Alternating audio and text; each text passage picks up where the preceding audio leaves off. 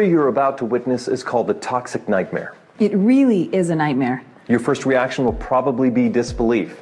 It's very likely that in the next few minutes you'll be running into your garages, looking under your sinks, checking out your bathroom cabinets, and reading the labels of your makeup and personal care products.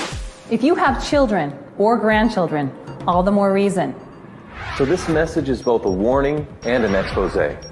Ask yourself this: why is there such an epidemic of ADHD amongst our children? They can't even concentrate in school anymore. Why are there so many cancers like breast, liver, colon, kidney, and prostate at epidemic levels? Why are birth defects and brain, liver, and kidney disease such national issues? Sinus and asthma problems have also become major health issues. And why are so-called old age illnesses now attacking our children? What's going on? The short of it is that our immune systems are breaking down. Drug companies can't work fast enough to give us remedies to fix our illnesses. The problem is that their remedies often cause side effects that are worse than the illness itself. In the next few minutes, we'll discuss a primary cause of these health issues, and then we'll discuss the solution. We'll even touch on a way to benefit financially by becoming a part of that solution. Let's be specific. We're going to mention some seriously toxic ingredients. We'd like to issue a challenge. Don't take our word on anything. Don't just listen to this message. Make some label comparisons. Then you'll really be shocked. Here's a short list of the top 12 toxic ingredients you'll find in your home. In fact, we call these the Toxic 12. We'll talk about 5 of them in some detail. Once again, check these ingredients against the products you use. First, propylene glycol, butylene glycol, or ethylene glycol. Now run into your garage and check your antifreeze. Antifreeze is one of those glycols.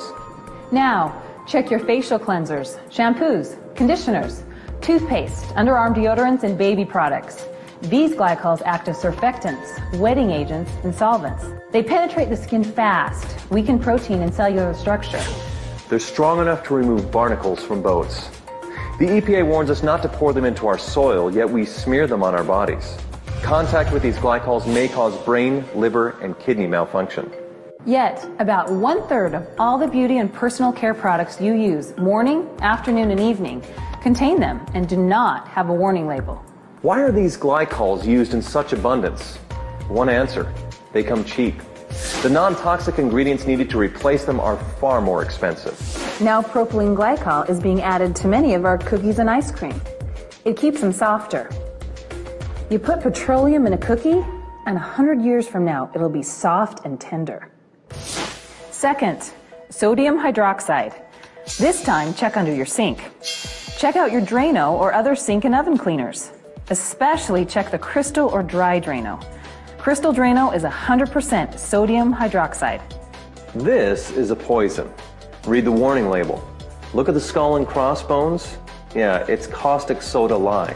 You'll find sodium hydroxide in most common toothpastes, especially the ones claiming total or extra whitening. I guess they figure if it cleans your drains, it'll do a good job on your teeth. It's also in many of your soaps and facial cleansers. Third, sodium lauryl sulfate, sodium lauryl sulfate, or ammonium lauryl sulfate. These sulfates are strong detergents. They're used in garage floor cleaners and engine degreasers. Yet they'll be in 90%, get that, 90% of your beauty and personal care products that foam. Why? It's the cheapest way to create foam. They're linked to eye damage, depression, diarrhea, skin irritation, and even death. Our bodies retain these sulfates for extensive periods of time. This means that even smaller dosages amount up to higher and higher levels of toxicity in our bodies. Think of what that means to smaller bodies, like infants and children. Think of the unborn infants. Any wonder why attention deficit and learning disabilities are at epidemic proportions? Fourth, DEA, MEA, or TEA. These are hormone-disrupting chemicals with ties to cancer. They're restricted in Europe, yet used freely in the U.S. The EPA says that repeated applications result in major increases in liver, breast, and kidney cancer. The risk is significantly increased in children. Fifth, PEG, or polyethylene glycol. This is a carcinogenic petroleum compound that reduces the skin's natural moisture. Prolonged use seriously ages the skin. In addition, it has links to all forms of cancer.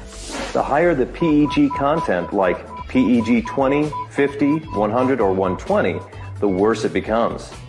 Sixth, DMDM or urea. These are preservatives that release formaldehyde. 7th, mineral oil.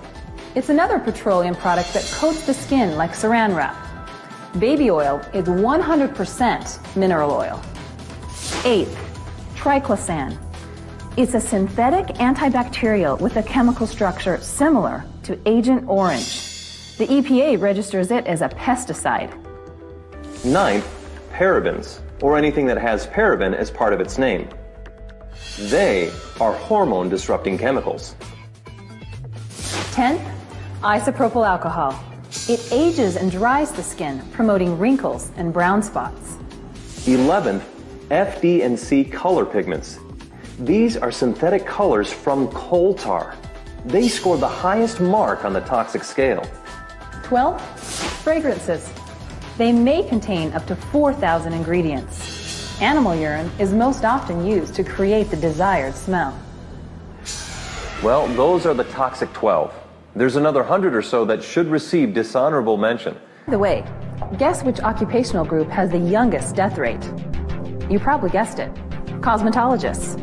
That's obviously due to increased exposure to these chemicals. Just an FYI, lawyers have the next youngest death rate. You can figure that one out for yourself. You might be asking why this is allowed to take place. Easy answer. In 1938, the cosmetic industry was granted self-regulation. Nothing has changed.